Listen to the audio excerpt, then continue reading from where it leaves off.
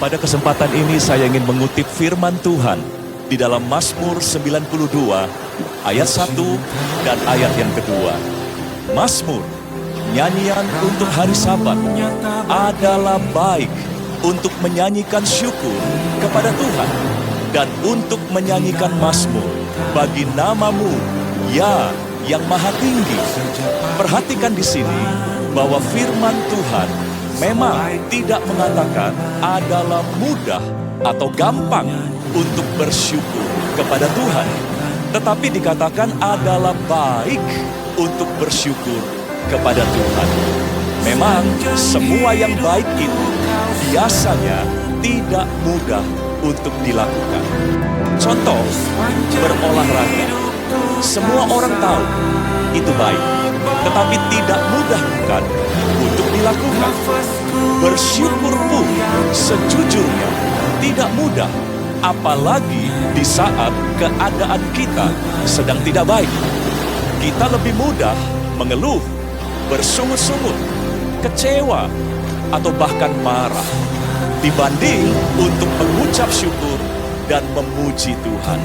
Tetapi lewat ayat ini, Tuhan ingin menekankan bahwa sekalipun bersyukur itu tidak mudah, tetapi itu baik.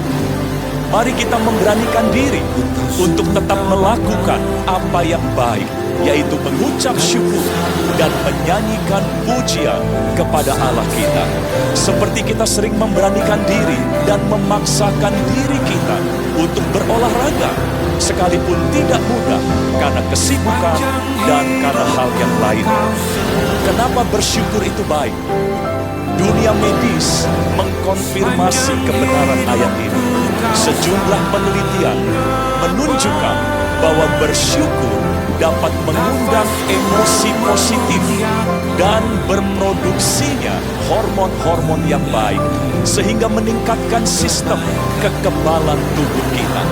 Tetapi izinkan saya menambahkan hal baik lain selain kesehatan tadi yang akan datang dalam hidup kita ketika kita memberanikan diri untuk bersyukur kepada Tuhan. Ada kisah di Alkitab tentang kesembuhan yang Tuhan Yesus lakukan bagi 10 orang kusta. Setelah ke-10 orang kusta itu disembuhkan, maka dikatakan bahwa hanya ada 1 orang saja yang datang kembali kepada Tuhan Yesus untuk mengucap syukur. Saudara lihat, bersyukur itu memang tidak mudah, sekalipun di tengah mujizat dan keberkatan. Dari 10 yang disembuhkan, hanya 1 orang yang mengucap syukur.